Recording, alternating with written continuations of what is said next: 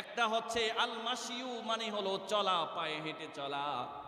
আর সায়ান এটার অর্থ হচ্ছে সাধারণভাবে চলা না, দৌড়ে দৌড়ে যাওয়া।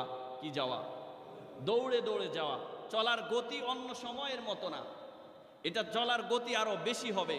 ফাসাও, আল্লাহ রাব্বুল আলামিন বলেন না পায়ে হেঁটে আস্তে আস্তে যাবা না, ফাসাও দৌড়ে দৌড়ে যাও। ইলা যিকরিল্লাহ, কোথায় যাবা? আল্লাহ রাব্বুল আলামিন হুকুম পালন করার জন্য যাও। বিশেষ করে ব্যবসায়ীদের জন্য বলেন ওয়াজারুল বাই।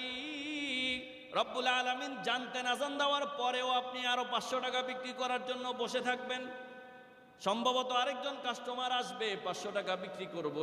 আল্লাহ রাব্বুল আলামিন বলেন ফাসাউ ইলা যিকরিল্লাহি ওয়াজারুল বাই।